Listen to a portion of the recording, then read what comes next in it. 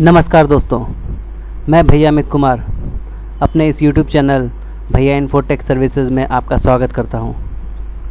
अपने पिछले क्लास में हमने सीखा था प्रोसेसिंग डिवाइस के बारे में कि कंप्यूटर में प्रोसेसिंग डिवाइस कौन सा होता है, उसमें कौन कौन सा यूनिट्स होता है, जिसमें एक यूनिट हमने सीखा था MU मेमोरी यूनिट, जिसके यूनिट के बारे में हम बताए थे कि उसका यूनिट को कहते हैं बाइट से उसको मापा जाता है, वो मापक होता है उसका, जिसमें कुछ कैलकुलेशन बताए थे कि 4 बिट्स बराबर 1 निबल, 8 बिट्स बराबर 1 बाइट, 1024 बाइट्स बराबर 1 किलोबाइट, 1024 किलोबाइट्स बराबर 1 मेगाबाइट, 1024 मेगाबाइट्स बराबर 1 गीगाबाइट, 1024 गीगाबाइट्स बराबर 1 टेराबाइट, 1024 टेराबाइट बराबर 1 पेटाबाइट। अब इसको थोड़ा डिटेल में लेके चलते हैं। इसे मेमोरी कैलकुलेशन में ये मेमोरी यूनिट्स है किलोबाइट। 1 किलोबाइट बराबर 1024 बाइट्स, 1 मेगाबाइट बराबर 1024 किलोबाइट, 1 और गीगाबाइट में 1 गीगाबाइट बराबर 1024 मेगाबाइट। फिर TB 1 टेराबाइट बराबर 1024 गीगाबाइट, 1 पेटाबाइट बराबर 1024 टेराबाइट। फिर हेक्साबाइट 1 EB बराबर 1024 पेटाबाइट। फिर होता है इसमें जेटाबाइट 1024 ZB जेटाबाइट बराबर 1 जेटाबाइट बराबर 1024 EB। योटाबाइट 1 योटाबाइट बराबर 1024 जेटाबाइट। फिर ब्रोंटोबाइट 1 BB बराबर 1024 योटाबाइट। ग्रेपबाइट गेओबाइट 1024 जियोबाइट बराबर 1 जियोबाइट बराबर 1024 ब्रोंटोबाइट्स। तो ये बाइट का मैक्सिमम कैलकुलेशन हो गया, जिसके तहत हम लोग अपने फाइल को काउंट कर सकते हैं, कैलकुलेट कर सकते हैं। फाइल को काउंट कैसे करेंगे? अब मान के चलिए कि ग्राम किलोग्राम का हिसाब किताब लेके चलते हैं कि अगर हमको पता है कि 1 किलोग्राम चावल का रेट 40 रुपया है, तो आधा किलो चावल का रेट कितना होगा? तो आधा किलो चावल में क्या होता है? जैसे 1000 बराबर 1 ग्राम बराबर 1 किलोग्राम होता है, तो 500 ग्राम आधा किलो होगा, तो जिसमें 40 रुपया था तो वो 20 रुपया का हो जाएगा। बस वही हिसाब किताब यहाँ पे मेमोरी डिवाइस में होता है। मेमोरी डिवाइस में कुछ डिवाइस होता है, जिसमें floppy disk 1.44 MB, CD 700 MB, ये इस डिवाइस का कैपेसिटी है। DVD 4.7 GB का भी होता है और 8.2 GB का भी होता है। पेन ड्राइव 8 MB का भी होता है और 128 GB तक भी आता है, बीच का बहुत सारा पेन ड्राइव आता है। मेमोरी कार्ड्स 16 MB से लेकर 128 GB तक का आ सकता है। और इसमें एक होता है हार्ड डिस्क 10 MB से लेकर 4 TB तक आता है। तो ये हमारा डिवाइस हो गया। जैसे कि हम लोग ग्राम किलोग्राम के केस में कुछ लाते समय बैग, थैला या कुछ डब्बा लेके जाते हैं, तो उसमें हम लोग को कुछ भी सामान लाने के पहले कैलकुलेशन मालूम रहता है कि कितना सामान लाना है, उसमें कितना बड़ा थैला का ज़रूरत पड़ेगा। ये एक जनरल हिसाब किताब बता रहे हैं। तो अगर हमको आधा किलो चावल लाना है तो हम छोटा सा पॉलीथीन में या छोटा सा बैग में ला सकते हैं, लेकिन अगर 10 किलो चावल लाना है तो थोड़ा सा बड़ा थैला या बोरा रखना पड़ता है। 1 क्विंटल चावल लाना है तो उसके लिए थोड़ा सा बड़ा डब्बा का ज़रूरत पड़ेगा या गाड़ी का ज़रूरत पड़ सकता है। तो वो कैसे हम लोग कैलकुलेट करते हैं? क्योंकि हम लोग को वो पता है कि 1 किलोग्राम कितना होता है, 10 किलोग्राम कितना होता है। उसी तरह अब ये मेमोरी का हिसाब किताब में क्या होता है, ये लॉजिकल सारा चीज़ होता है, लेकिन उसमें मेरे पास फाइल कितना बड़ा है। ये जो गाना का फाइल, वीडियो फाइल या वर्ड का फाइल, एक्सेल का फाइल होता है, सब कंप्यूटर में कुछ ना कुछ स्पेस लिया हो रहता है।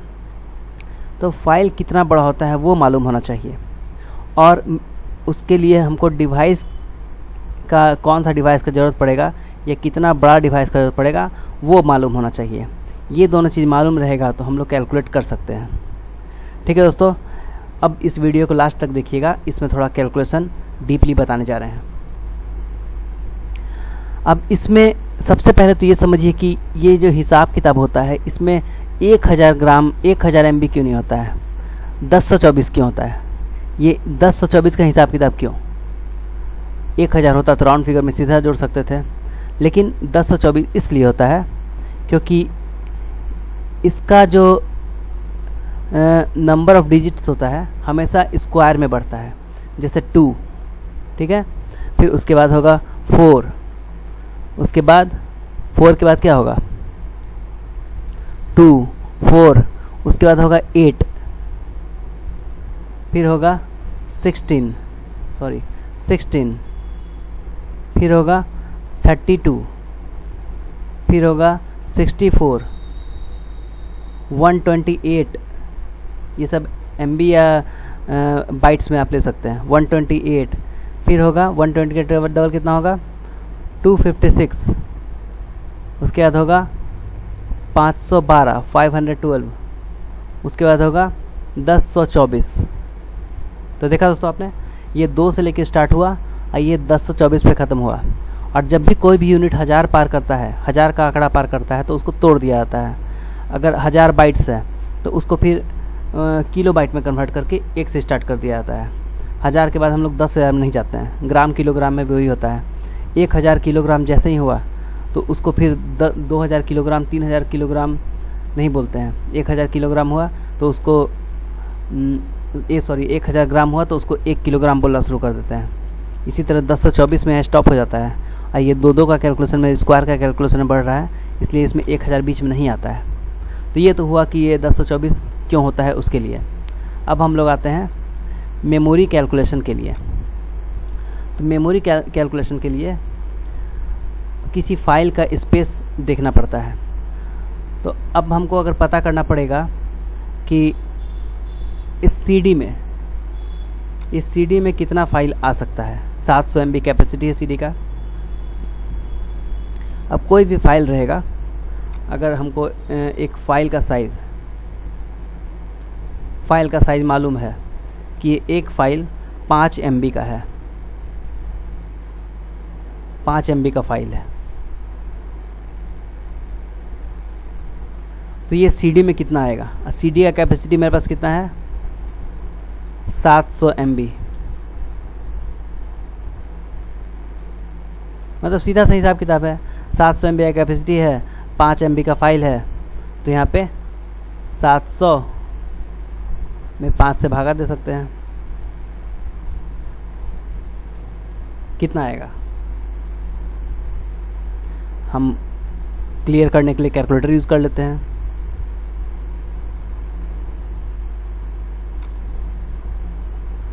इसमें 700 डिवाइडेड बाई 5, 140। मतलब कि अगर 140 फाइल है मेरे पास, जिसका एक फाइल का साइज़ है 5 MB, तो उसको लाने के लिए हमको 1 CD काफ़ी होगा। 1 CD में फाइल को हम ला सकते हैं। लेकिन अगर मेरे फाइल का साइज़ 5 MB ही है, लेकिन ऐसा मेरे पास 2000 फाइल है,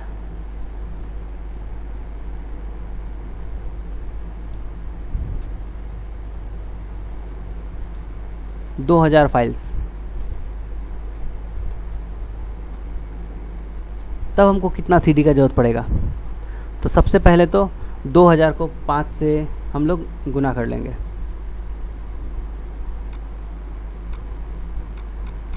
2000 गुना 5, यानी अब मेरे पास 10,000 MB है। 10,000 MB, ये मेरे पास इतना फाइल है 10,000 MB, और मेरे पास एक CD का कैपेसिटी है 700 MB। अब कितना फाइल है उससे मतलब नहीं है, कितना कैपेसिटी है वो देखना पड़ेगा। 700 MB, तो अब कितना CD चाहिए होगा, तो ये 10,000 में 700 से भागा दे देंगे। 10,000 / 700 मतलब 14.28, मतलब 15 CD। यहाँ पे हम लोग को जरूरत पड़ेगा कितना, 15 CD। इस फाइल को लाने के लिए। लेकिन अगर ये फाइल हमको DVD में लाना है तब कैसे कैलकुलेट करेंगे? तो DVD का कैपेसिटी 4.7 GB है।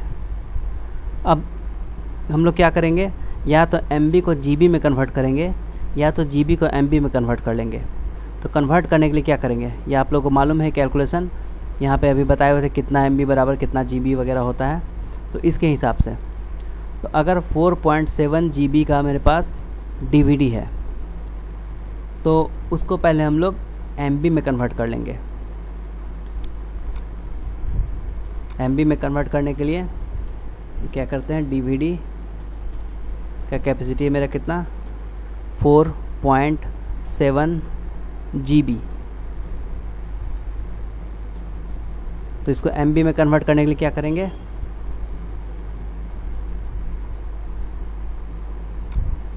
फोर 7 गुना 1024, क्योंकि 1024 MB बराबर 1 GB होता है। तो 4812 मतलब 4812.8 है। पॉइंट को राउंड फिगर में रहने देते हैं। 4812 MB ये मेरे पास कैपेसिटी है। और मेरे पास फाइल्स कितना है 10,000। आइए 4812 MB का कैपेसिटी मेरे पास है एक DVD में। तो 4812 10,000 में 4812 से भागा दे देंगे।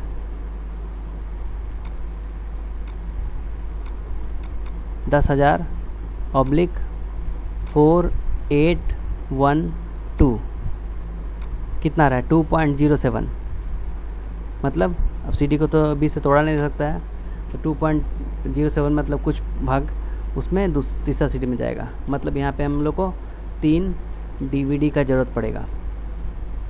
DVD तो ये है हम लोग का मेमोरी या कैलकुलेशन। बहुत जगह देखिएगा कि कैमरा, मेमोरी कार्ड या मोबाइल ख़रीदते समय उसका पैकेट पे लिखा होता है कि अप टू 1000 फ़ोटोज़। तो अप टू क्यों लिखता है? क्योंकि आजकल फ़ोटो का क्वालिटी कम ज़्यादा करने का ऑप्शन होता है मोबाइल में। वो 5 MB का भी हो सकता है, हाई क्वालिटी में खींचेगा तो एक फ़ोटो 10 MB का भी हो सकता है, या 4 MB का भी हो सकता है, लो क्वालिटी में कम भी हो सकता है। तो उसी के लिए मेमोरी या कैलकुलेशन के हिसाब से वो मैक्सिमम एक साइज़ लिख देता है अप टू करके, कि आपके पास 1000 फ़ोटो उसमें आ सकता है। तो बस वही हिसाब किताब है। एक फ़ोटो का कैपेसिटी जोड़ लिया जाता है, ले लिया जाता है, और टोटल मेमोरी कितना लगा हुआ है वो उसको कन्वर्ट करके सेम कैटेगरी में कर लिया जाता है, MB चाहे GB में। उसके बाद फिर एक दूसरे से डिवाइड कर दिया जाता है। तो उसमें आपका कितना स्नैप या कितना देर का वीडियो रिकॉर्डिंग है वो निकाल सकते हैं। ठीक है दोस्तों, जैसे ग्राम किलोग्राम का हिसाब किताब है सेम उसी तरह से निकलेगा। ये आपका डिवाइस का कैपेसिटी सब है। ये कैपेसिटी चेंज भी हो सकता है, आने वाले समय में और ज़्यादा कैपेसिटी का आ सकता है, इसलिए ये बढ़ सकता है। और ये आपका कैलकुलेशन का पूरा यूनिट्स है, कितना कौन सा यूनिट के बराबर कितना यूनिट होता है। तो इसको आप लोग पढ़ लीजिएगा और इसी के हिसाब से आप लोग कैलकुलेशन कर सकते हैं। तो ये हो गया आप लोग का प्रोसेसिंग डिवाइस, जिसमें ये मेमोरी या कैलकुलेशन आज हम बताएं। नेक्स्ट क्लास में हम लोग मिलेंगे आउटपुट डिवाइस के साथ। ठीक है दोस्तों, अब अगले क्लास में मिलते हैं आउटपुट डिवाइस के साथ। तब तक आप लोग ये वीडियो और इसके पीछे वाला सारा वीडियो ठीक से देखिए, उसको पढ़िए। एग्ज़ाम्स वगैरह में भी यही सबसे क्वेश्चन आता है। अब वीडियो आप लोग को पसंद आया तो वीडियो लाइक करिए।